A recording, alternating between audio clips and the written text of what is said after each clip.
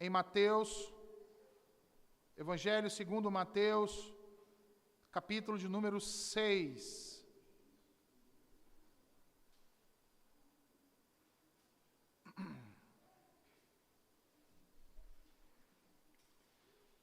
Mateus, capítulo de número 6. No último domingo nós demos início à série de exposições na oração do Senhor. Daremos continuidade hoje com a primeira petição. Vamos ler toda a oração e em seguida faremos a exposição da primeira petição. Mateus capítulo 6, versículo de número 9. Portanto, vós orareis assim: Pai nosso que está nos céus, santificado seja o teu nome. Venha o teu reino, faça-se a tua vontade, assim na terra como no céu. O pão nosso de cada dia dá-nos hoje, e perdoa-nos as nossas dívidas, assim como nós temos perdoado aos nossos devedores. E não nos deixes cair em tentação, mas livra-nos do mal, pois teu é o reino, o poder e a glória para sempre. Amém. Oremos mais uma vez ao Senhor. Ó Deus Santo, a tua palavra foi lida e agora será proclamada ao coração dos teus filhos, Senhor. Abençoa-nos com a tua verdade e transforma-nos mediante a tua voz a estrondar no nosso peito nessa noite, como tu fizeste pela manhã, Senhor. Que o teu nome seja exaltado, tu sejas glorificado, Senhor Deus, e nós transformados pela palavra do teu poder. Ensina-nos a orar, Senhor, para orarmos a ti de todo o coração e com toda a alegria que tu mesmo plantaste em nós. Para o louvor da tua glória, no nome santo de Jesus, assim nós te oramos. Amém. Há muitos hoje que dizem com segurança que o universo em que vivemos surgiu do nada. Certamente essa afirmação ela não é baseada em fatos científicos. Por que nós dizemos isso? Ora, veja, se você está com dor de estômago, você vai ao médico, o médico passa a lhe fazer uma série de perguntas. E se as perguntas não forem suficientes, ou mesmo que sejam suficientes, o bom médico vai lhe passar um exame para tentar de fato descobrir o motivo real do seu mal, o porquê daquelas dores. E ali então ele passa a considerar todas as possibilidades até que então possa chegar num diagnóstico. Quando consideramos as possibilidades de qualquer coisa, meus irmãos, primeiro devemos eliminar as impossibilidades. Feito isso, podemos então examinar as possibilidades para ver quais delas têm mais evidências. Logo, se perguntarmos por que estamos aqui e por que o mundo está aqui, podemos eliminar a possibilidade de que alguma coisa possa surgir do nada. E por que dizemos isso? Ora, porque o princípio mais fundamental da ciência é o ex nihilo nihil fit, ou seja, que do nada, nada, absolutamente nada pode surgir. É impossível que algo possa surgir a partir do nada. Mesmo o próprio Deus não pode surgir do nada. E isso nos leva, então, a um outro ponto. Qualquer coisa ou pessoa que existe hoje provém de algo, então, que sempre existiu. E aí, atentem para isso, irmãos. Se alguma vez houve um tempo em que não havia nada, nem Deus, nem matéria, nem energia, então nada poderia existir agora. O fato de haver o agora prova indiscutivelmente que sempre houve algo antes e que antecede todo o agora.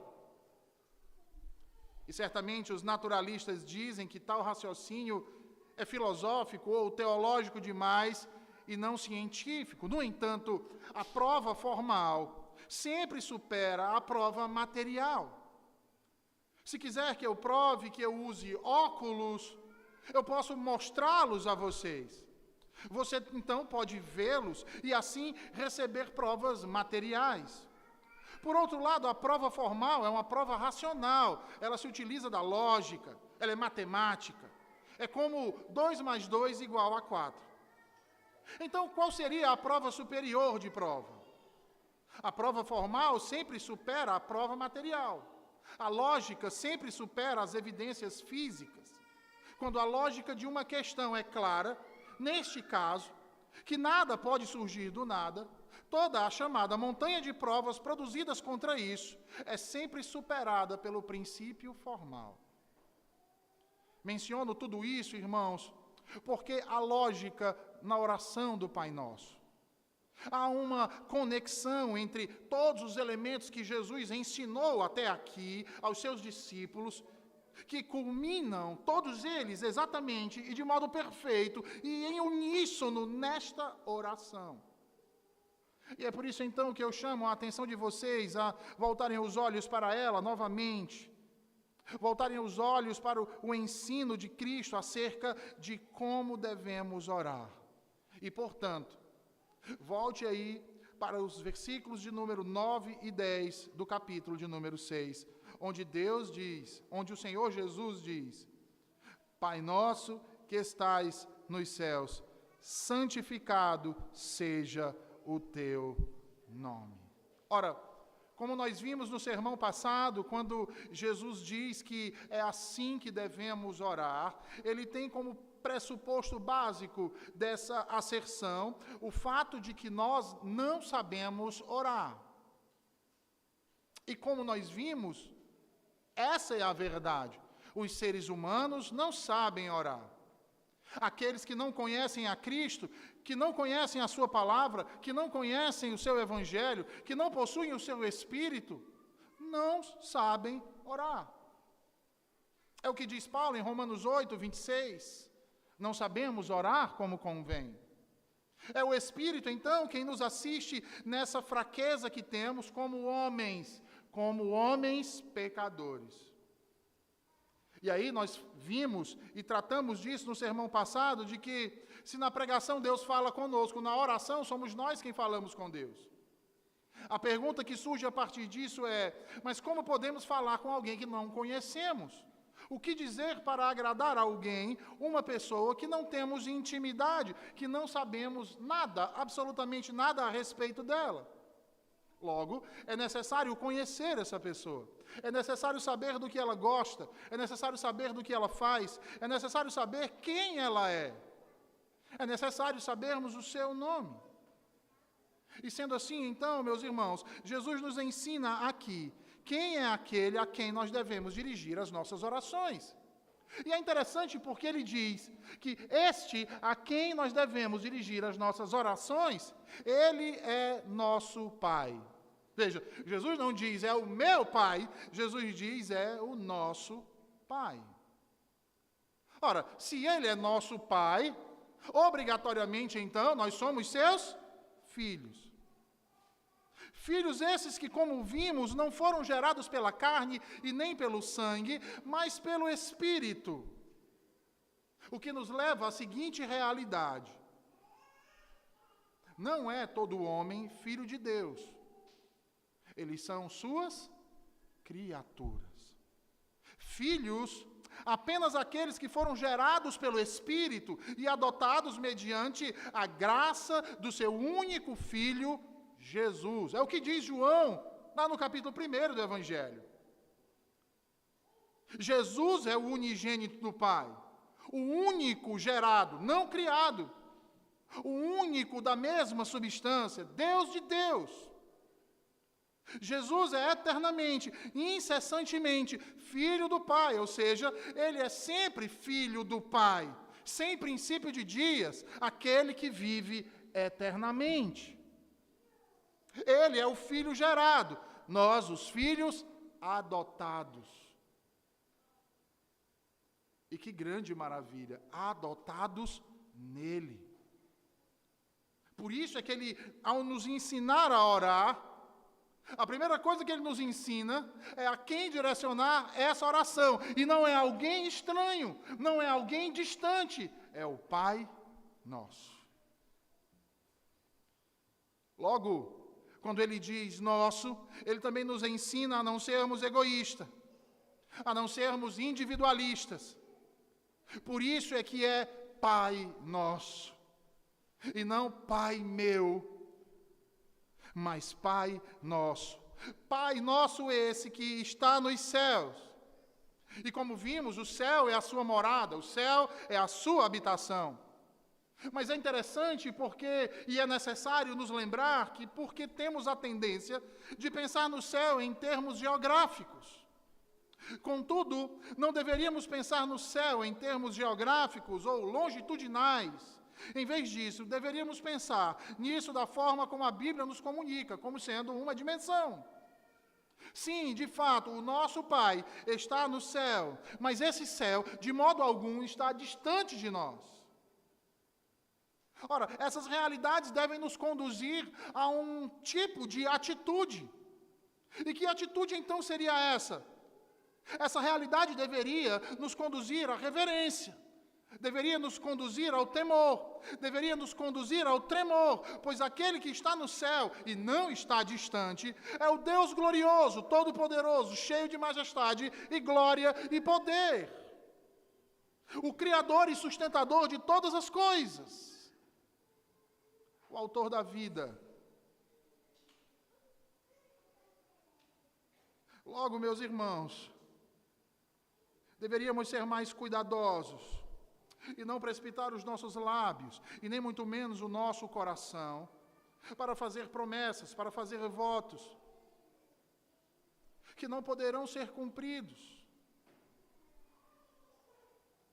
Não devemos ser apressados em esboçar afetos e sentimentos que não sentimos.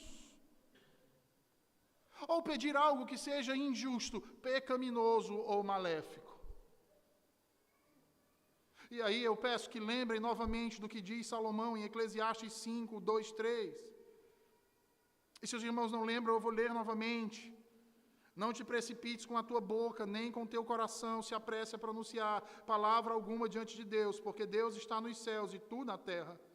Portanto, sejam poucas as tuas palavras, porque dos muitos trabalhos vêm os sonhos, e do muito falar palavras nécias. Sendo assim, como vimos, irmãos, essa oração se divide então em 3 partes. O prefácio, que vimos na semana passada, as petições, que começaremos a exposição hoje, e, por fim, a conclusão. Sendo assim, eis então a primeira petição. Santificado seja o teu nome. Veja, quando os discípulos de Jesus perguntaram a ele como deveriam orar, Jesus disse, em primeiro lugar, que eles orariam pedindo para que o nome de Deus fosse considerado santo. Percebem isso aqui? A primeira petição que Jesus ensina a nós fazermos a Deus é uma petição para considerarmos o Senhor Deus, o seu nome, como sendo um nome santo. E por quê? Ora, porque Deus é santo. E o que significa isso? Significa que Deus é outro.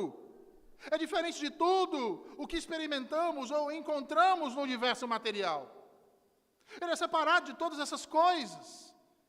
Ele é diferente de todas elas. Ele está acima de todas elas. Ora, o Deus Criador difere de todas as criaturas, porque Ele é o único ser incriado e eterno.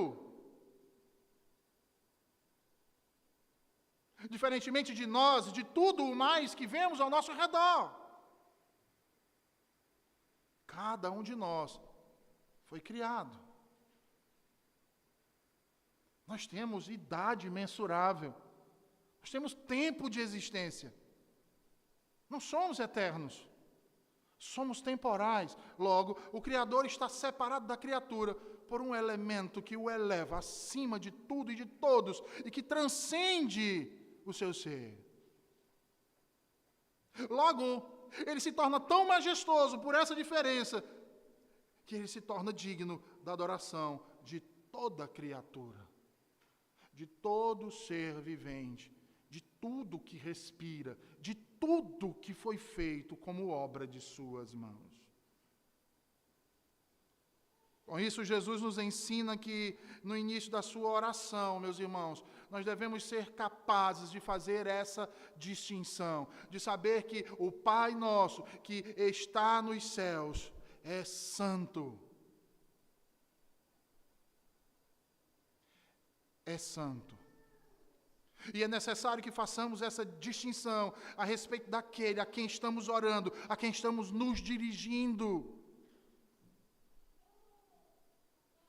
Porque quando o concebemos na nossa mente, nós necessitamos, precisamos reconhecê-lo do modo como ele revela a si mesmo em sua palavra. E o modo como ele se revela em sua palavra a nós é de que ele é um Deus santo. Ele é um Deus vivo. Ele é um Deus soberano, que governa todas as coisas, que ele é sábio, que ele é justo, que ele é misericordioso. E se conseguirmos reconhecer isso, se conseguirmos vislumbrar tudo isso na nossa mente, quando em oculto nos prostramos diante dele e elevamos a nossa voz em oração até ele e dizemos: Pai nosso que estás nos céus, santificado seja o teu nome. Isso vem à nossa mente. Isso tome conta do nosso ser, do nosso coração e nos situe diante desse Deus grandioso, poderoso e santo.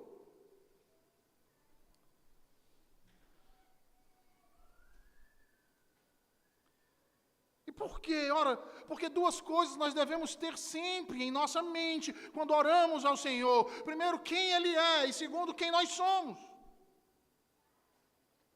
Porque esse exercício, essa realidade, meus irmãos, nos mostra a estrutura e a atmosfera da nossa conversa. Não estamos nos dirigindo a um igual. Não estamos falando com um pária. Não estamos falando com um inferior. Mas estamos falando com Deus excelso. Deus excelso. Logo, o Senhor Jesus diz que, quando nós orarmos, a primeira coisa a fazermos é identificar aquele a quem estamos nos dirigindo. E quanto a isso, meus irmãos, a forma de tratamento que Jesus nos ensinou nesta oração é: Pai nosso que estais nos céus. Isso é sempre importante de sermos lembrados. Porque com a ascensão do liberalismo continental, na Europa, nas Américas, e isso inclui o nosso país, o esforço especialmente desses filhos do diabo foi o de reduzir o cristianismo e todas as religiões mundiais a um núcleo primário. No intuito de reduzir ou destruir a essência do cristianismo no seu âmago, fazendo com que a mensagem do Evangelho, a mensagem essencial de todo o cristianismo, se resuma tão somente a uma paternidade universal de Deus e uma fraternidade universal do homem, aquilo que contradiz exatamente o que Deus diz em sua palavra, o que Deus nos revela nas Sagradas Escrituras e principalmente que nos foi ensinado e repassado pelos apóstolos e todos aqueles que o sucederam ao longo da linha da história da redenção. Esse conceito é completamente estranho ao cristianismo bíblico, porque a Bíblia não ensina uma paternidade universal de Deus. Nós já vimos isso no sermão passado. A Bíblia ensina sim que Deus é o Criador universal de todas as coisas. A Bíblia ensina sim uma semelhança universal entre os homens. Somos semelhantes uns aos outros, fomos feitos pelo mesmo Criador.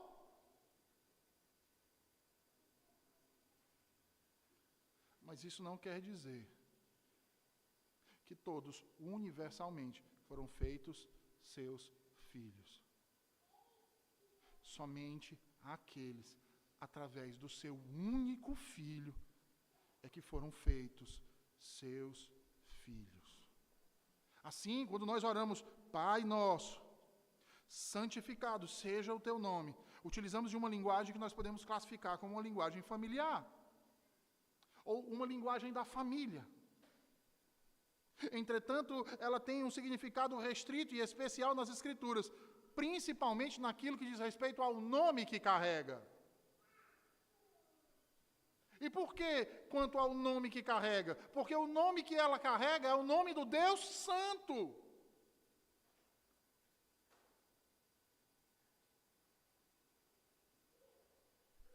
E aí vejam, nos tempos antigos, geralmente o nome não era considerado como um mero título, como é nos nossos dias.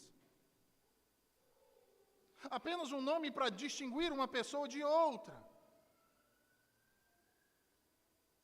Nos nossos dias, quando nós vamos escolher o nome dos nossos filhos, por exemplo, a gente procura visar, o propósito. E aí nós vamos lá, né? Os crentes geralmente gostam de nomear seus filhos com nomes bíblicos. Não é assim? Mas os que não são crentes gostam de nomear os seus filhos com o nome de pessoas famosas, bonitas, ou pessoas prósperas, achando que o nome vai atrair tais coisas. No entanto, na antiguidade, o nome não era simplesmente algo que era dado a um indivíduo. O nome tinha um significado. Um pai, ao nomear o seu filho, ele considerava como uma expressão da própria natureza daquela pessoa. De modo que o seu nome determinava quem ele era. O seu nome determinava a sua posição, e etc. Isso era tão verdade, irmãos, que a miúde, quando os fatos acerca de um homem sofriam alguma mudança importante, era-lhe dado um outro ou um novo nome. Olha o que aconteceu com Pedro. Olha o que aconteceu com Paulo. Olha o que aconteceu com muitos outros, e não apenas eu me refiro aos discípulos. Sendo assim, o nome, até certo ponto, era identificado com aquela pessoa. Isso é especialmente verdade com respeito, então, a Deus.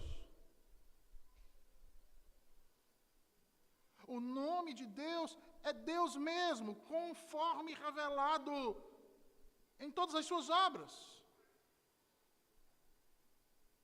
E vejam que isso não é difícil de entender. Porquanto também entre nós o mesmo é válido em referência ao nome de Jesus. Ora, e uma vez que os nomes de Deus revelam quem Ele é em si mesmo, é necessário que conheçamos então seus diversos nomes. No Antigo Testamento, o ser supremo é chamado de El, ou seja, Deus, considerado como o Todo-Poderoso. E esse nome, então, passa a acontecer em várias combinações. El Shaddai é Deus Todo-Poderoso, a fonte da salvação do seu povo. Gênesis 17, versículo 1, Êxodo 6, 3. Mas ele é também Elohim, Gênesis 1, 1 e outros. Um plural que se refere a Deus em sua plenitude de poder e majestade. Ele é também El Elyon, que indica o Altíssimo, em Números 24, 16.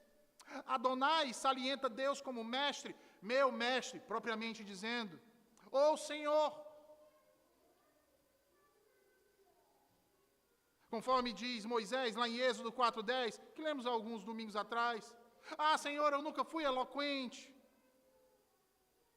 Sem falar no tetragrama, irmãos, o nome Jeová ou Yahvé, o qual é até certo ponto explicado em Êxodo, capítulos 3, capítulo 6, como sendo uma forma do verbo ser, e tem sido interpretado como significando eu sou o que sou, ou eu serei o que serei.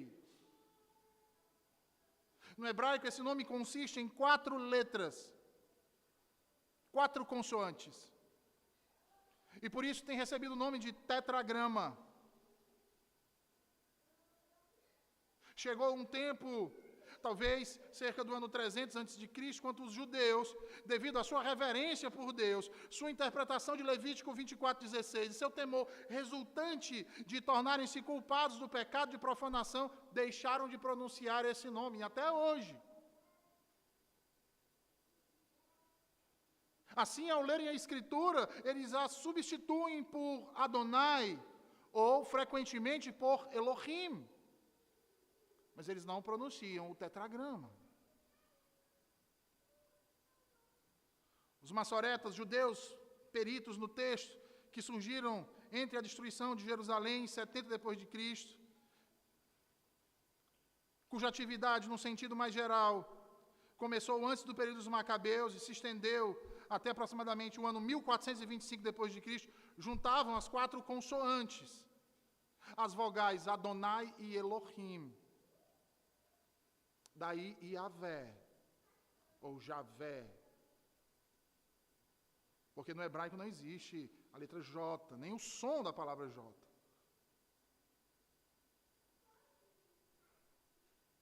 Sendo assim, das passagens de Êxodo 6, 15, do Salmo 83, Isaías 42, Oséias 12, Malaquias 3, faz-se suficientemente evidente que o nome Yahvé, qualquer que seja a sua vocalização ou transliteração, salienta a imutável fidelidade do pacto de Deus para com o seu povo. E sendo assim, é preciso destacar, então, as várias combinações que, em conexão com este nome, provavelmente as mais populares, surgiram, como Yahvé Sabaote, o Senhor dos Exércitos, do Salmo 46. Yahvé Tsedikno, o Senhor Justiça Nossa, de Jeremias 23. Yahvé Iré, o Senhor proverá. Yahvé Nissi, o Senhor é a nossa bandeira. Yahvé Ropecá, o Senhor que sara. Yahvé Shalom, o Senhor é a nossa paz. Yahvé Raá, o Senhor é o meu pastor, do Salmo 23. Yahvé Samá, o Senhor está presente, de Ezequiel 48. Yahvé Mikadishkim, o Senhor vos santifica, de Êxodo 31. Então vejam, meus irmãos, que santificar o nome de Deus significa então ter reverência por Ele, honrar o seu nome, temer o seu nome, glorificá-lo e exaltá-lo. Mas percebam também de tudo aquilo que falamos até agora, que se exige muito mais do que um conhecimento superficial dessas coisas. Um mero conhecimento intelectual dessas coisas. Ou do significado desses nomes divinos. Requer muito mais do que isso, irmãos. Requer também uma ação de espírito, uma atitude de espírito, de humildade, de gratidão, de um coração ardoroso por aquilo que o Senhor nos revela em Sua palavra, até que essas observações se convertam num assombro de adoração.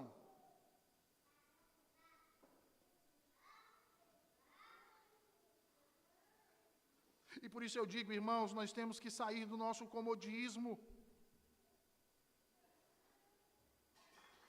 Eu falava mais cedo com o irmão, nós precisamos sair dessa linha tênue e estável que muitas vezes nos acostumamos a ter.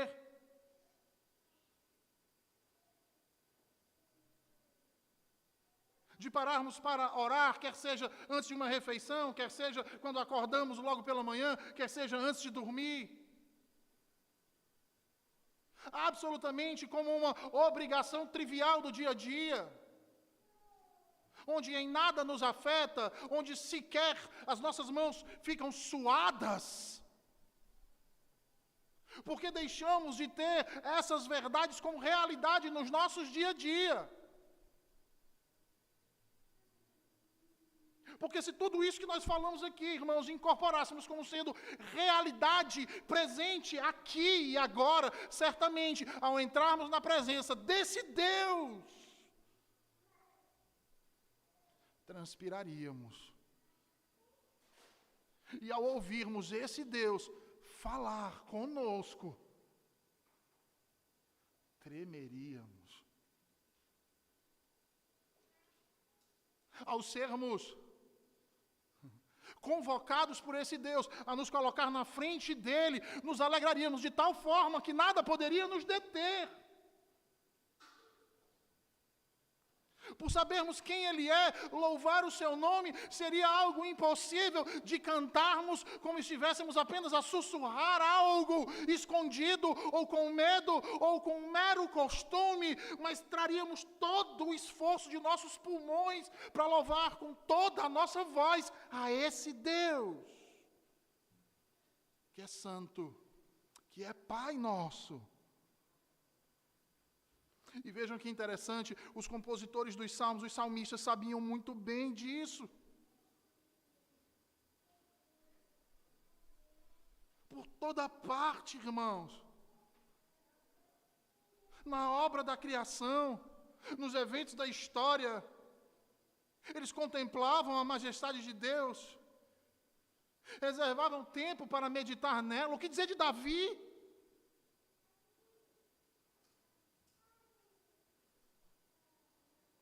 Eles consideravam seu Deus como aquele que os livrava de seus inimigos e os protegia constantemente.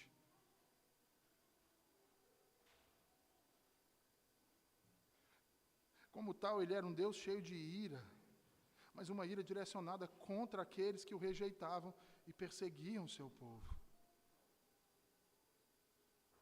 E vejam, nessa manifestação da sua ira, o seu povo olhava para aquilo e via a prova de seu amor terno por eles, por aqueles a quem ele fez filhos.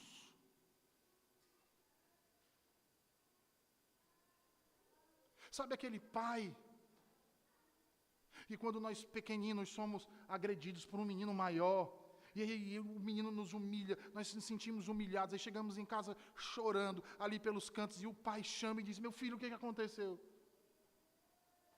Ele diz: não, pai, o fulano pegou minha bola, furou, me bateu, e disse que nunca mais queria falar comigo, e que eu não era amigo dele, que não era mais para aparecer no campo. E aquele pai diz: ele disse isso? E aquele pai vai lá, para tentar fazer justiça por aquele filho injustiçado.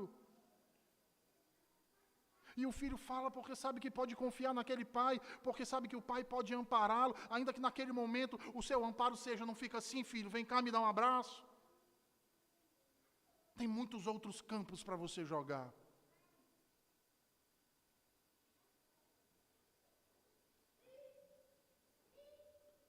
Um povo perseguido, um povo combatido, mas que o Senhor, ao derrotar seus inimigos, prova o seu amor por eles, o seu terno amor por eles.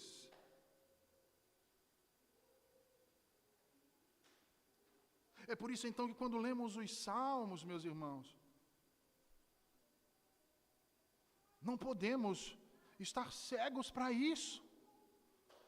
Os salmos transbordam esse terno amor de Deus pelo seu povo. Esse amor, esse cuidado para com todos aqueles que confiam nele. Nos salmos o Senhor diz que inclina os seus ouvidos. Ele diz: eu sou o refúgio de vocês, eu sou a fortaleza de vocês, eu sou o socorro de vocês em tempo presente. Eu sou aquele que todo dia cuida de vocês, que apaga a transgressão de vocês e que jamais esquece dos seus filhos, nem mesmo na hora da morte. Dessa forma, a petição, santificado seja o teu nome, significa que aquele que é introduzido à comunhão com esse Pai, ternamente amoroso, agora convida todos a compartilharem dessa experiência, com Ele e exaltarem a este glorioso e amoroso Deus.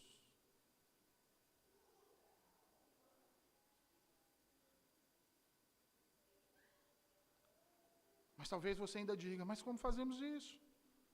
Em primeiro lugar, evitando a profanação do nome de Deus.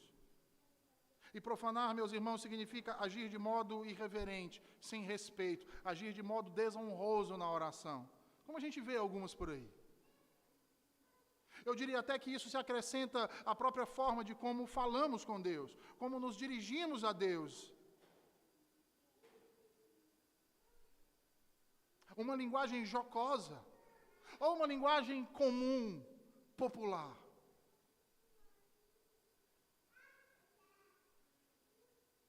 Um dia desses não, um ano desses atrás aí, eu ouvi um homem se dirigir a Deus e na oração dizer assim, ó Painho Deus, ó Painho Deus.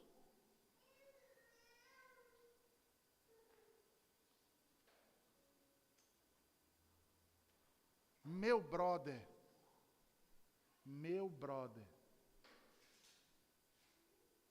Eu não lembro se isso foi uma revistinha, uns mangai, com essas linguagens mais atuais, e assim, orar o Pai Nosso. Era, meu brother que está no céu.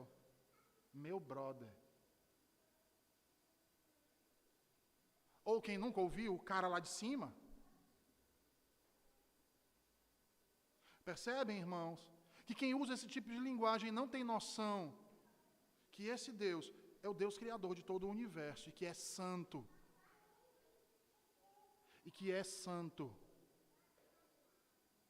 Que podemos chamar de Pai, mas não por nós mesmos, mas por causa do unigênito Filho dele, Jesus Cristo, que ao nos ensinar a orar diz, chamem ele de Pai Nosso, não é de brother, não é de cara lá de cima.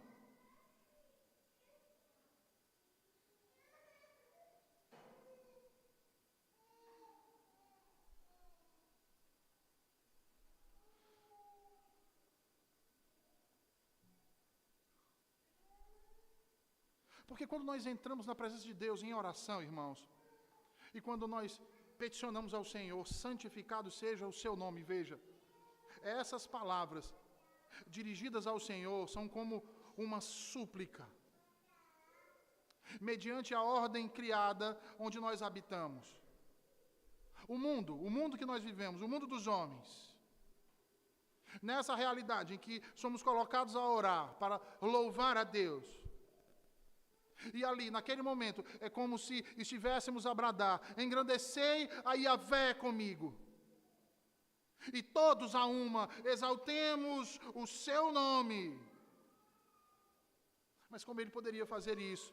Chamando a este Deus eterno, santo, Criador de todas as coisas, por um nome segundo o qual ele mesmo não se revelou.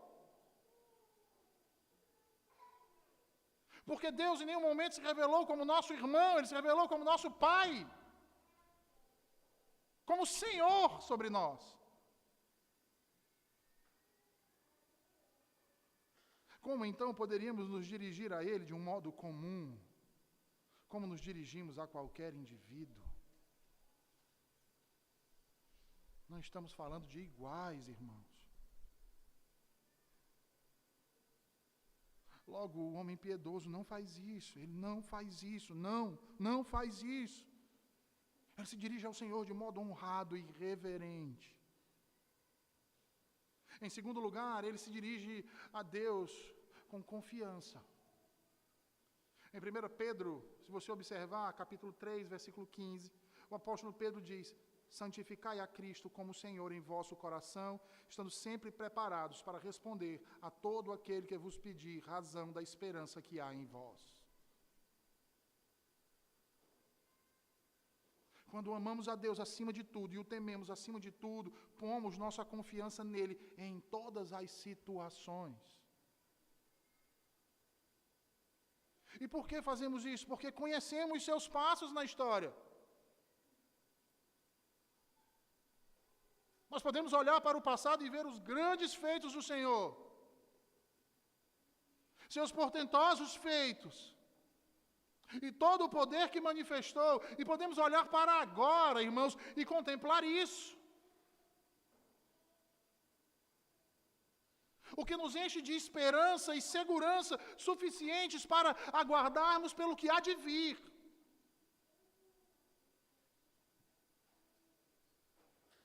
Em terceiro lugar, santificamos o nome de Deus quando conhecemos e reconhecemos a sua sabedoria, a sua bondade e desejamos compartilhá-la com todos os demais, de modo a fazê-los enxergar e meditar sobre os gloriosos atributos de Deus nos altos céus, bem como aqui na terra, e que assim possam adorar aquele que chamamos de Pai nosso que estais nos céus.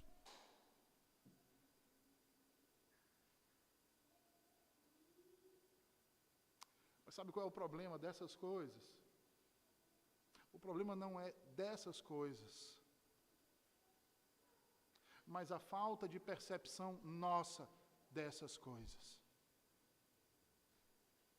O problema é a nossa falta de convicção dessas coisas.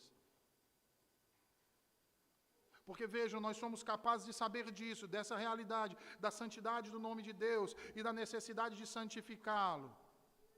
Mas por que então agimos ao contrário?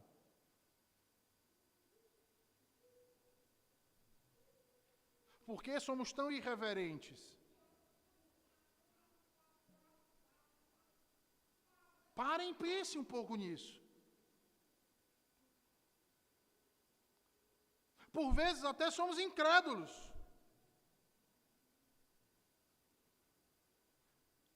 E sabe por que isso acontece?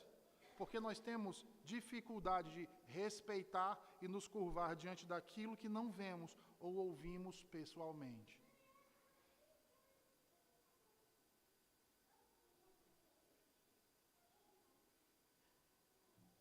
Sabe por quê? Eu vou lhe dar um exemplo. Um exemplo muito simples.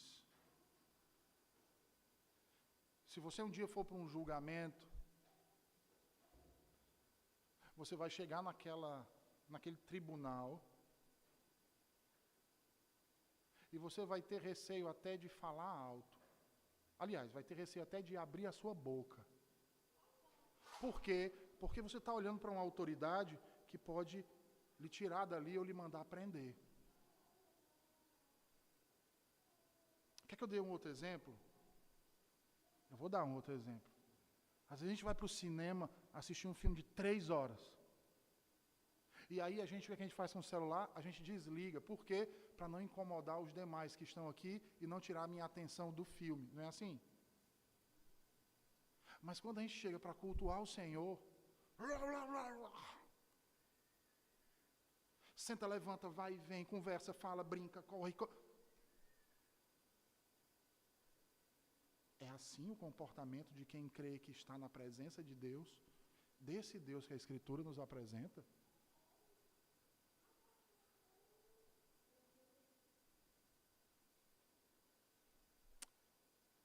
Entendem, irmãos?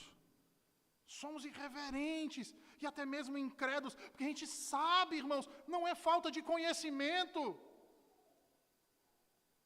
é falta de convicção, de firmeza.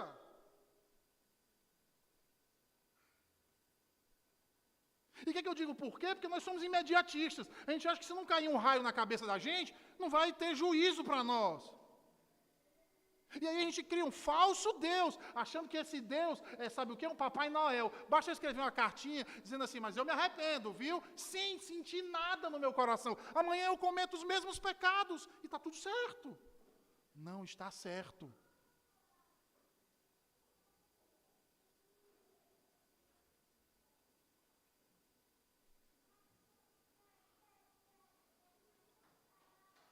Nós precisamos conhecer, irmãos, e como dizem os nossos símbolos de fé, reconhecer essas realidades. Porque se nós fizermos isso, irmãos, crendo com aquele dom precioso que Deus nos deu, não precisa o pastor estar chamando a atenção. Sabe por quê? Porque eu tenho consciência disso. Eu não preciso esperar que um dos presbíteros se levante e vá até mim. Eu não preciso ser chamado no gabinete pastoral. Eu não preciso. Eu tenho consciência. Eu sei. Eu preciso é viver isso. Eu preciso passar a fazer isso. E reconhecer que esse Deus, que os meus olhos não veem, que as minhas mãos não conseguem apalpar, Ele é real, porque Ele não é igual a mim. Ele é santo.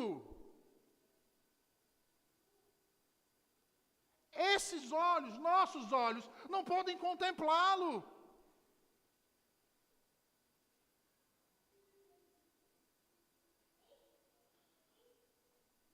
A não ser através do seu Filho.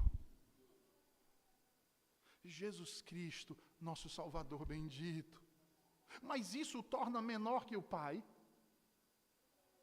E isso o torna menos digno de ser honrado, reverenciado, de modo algum. Logo, meus irmãos, certamente o conhecimento de Deus é indispensável a qualquer outro conhecimento.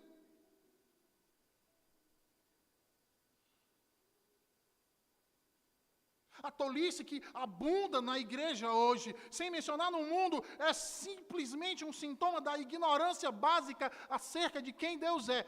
E eu vou dizer, com uma boa dose de incredulidade.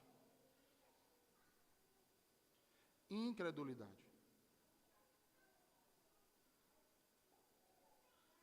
Aí percebam como isso está ligado ao que falamos na introdução acerca do conhecimento, para que possamos estabelecer um relacionamento com esse a quem nos dirigimos em oração.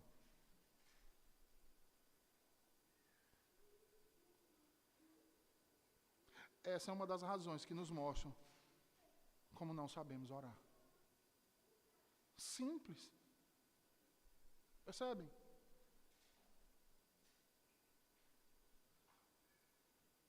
Nos falta sabedoria. Nos falta temor. Nos falta amor. Porque a gente teme os homens. Muitas vezes. Mas parece que a gente não teme a Deus.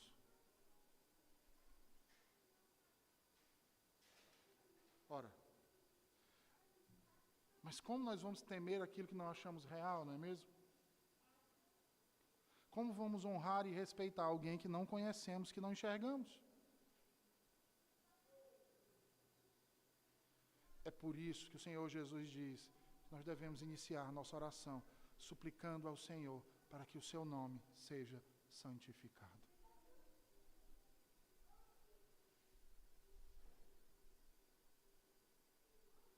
João 12, 28. João diz que santificar o nome de Deus é glorificar o seu nome. E sabe como nós fazemos isso?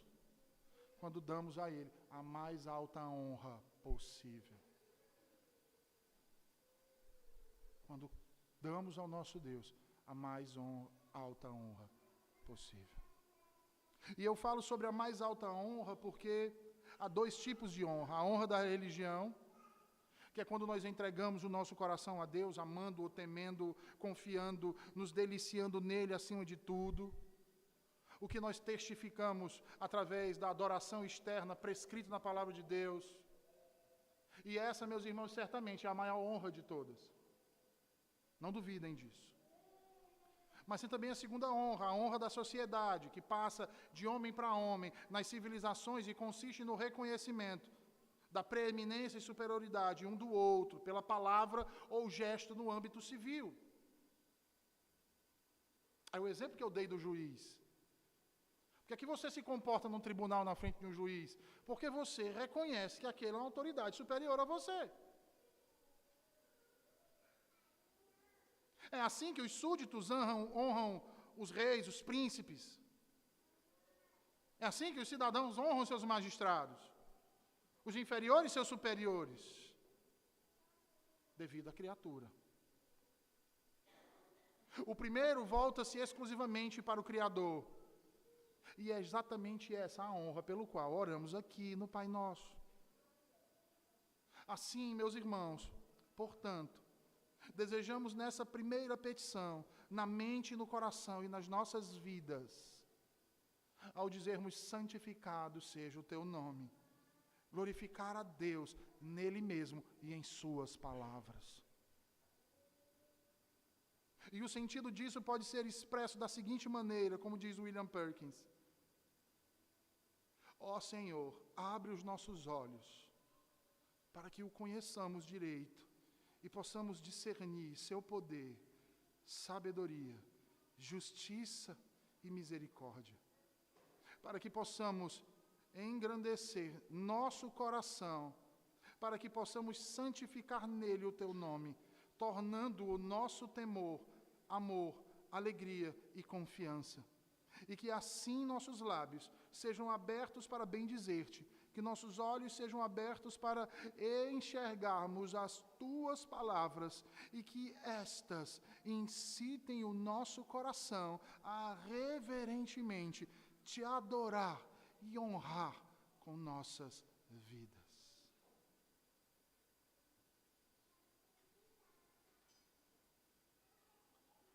Quando oramos ao Senhor e pedimos a Deus para santificar o seu nome, nós devemos lamentar as carências de nossos corações, os pecados cometidos, a dureza dele, a arrogância, a soberba, a altivez, a frieza, a falta de zelo e muitos outros mais, meus irmãos.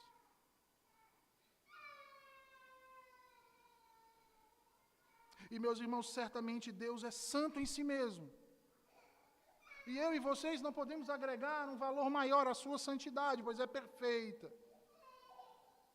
Mas o Senhor Jesus nos ensina hoje aqui que devemos orar para que o nome de Deus seja santificado, glorificado, reverenciado, honrado, temido e obedecido por nós, que fomos feitos seus filhos, e todos os demais homens. Portanto, façamos isso para o louvor de sua glória. Vamos orar.